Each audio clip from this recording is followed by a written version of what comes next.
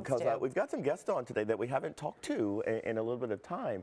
We're talking about CASA of the River Region. Since 1984, the organization has been the voice for the voiceless, helping abused and neglected children across the state rise above their situations. And we're being joined this morning by William Myers, CEO of CASA, to learn a little bit more about the great work that CASA does all around our communities. And William, we should begin with CASA, right? What it stands for many people that are not familiar. Tell us a little bit about it and what it means. Sure, thank you. So CASA stands for Court Appointed Special Advocate. And a CASA volunteer is somebody from our community who is over the age of 21, can pass several background checks, and is not involved in family court. And they decide to use their time to advocate for kids who've experienced abuse and neglect. So CASA volunteers go above and beyond by making sure kids are in safe homes, visiting them, making sure they go to the doctor, making sure that they go to school, and then writing a court report to the judge on what that child's best interests are and how they can benefit from different services. So I know CASA workers are not necessarily social workers, but I do want to ask you a question about social workers because I think it relates. We know they are also suffering right now. Why and what does that mean for families and children that they would normally serve? That's a great question. So social workers have been really put under a lot of burden during the pandemic. There are not enough social workers, and they're really working as hard as they can. But unfortunately, Kentucky has the highest number of abuse and neglect cases in the country. And so there are not enough social workers. They're working really hard.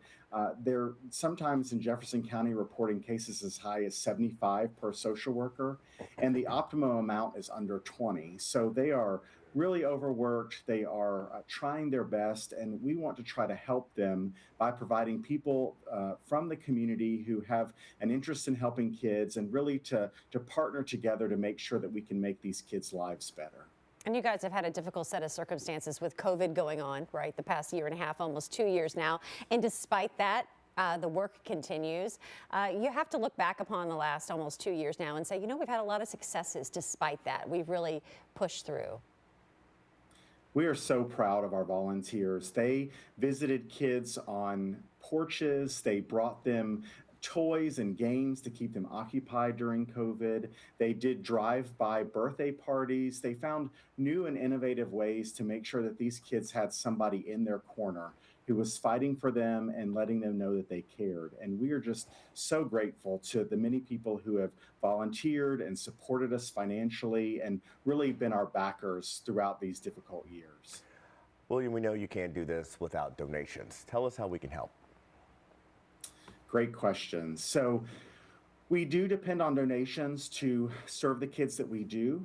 We have several different ways to support us. The first is to give outright. You can give to CASA by going to our website, and right now every dollar will be matched by the Lamicas, two generous supporters who have been with us for several years and really want to make sure that our mission proceeds. So you can donate right now, or you can actually buy a book to learn more about CASA, and 100% of the proceeds go to support our mission.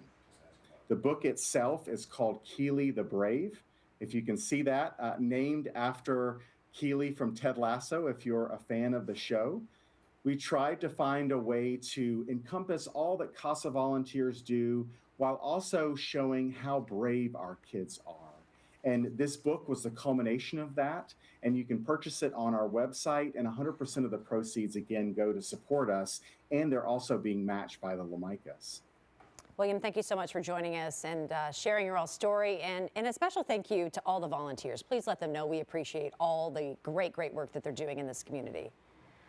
Thank you so much. Absolutely. Again, that website is casarr.org/donate-now.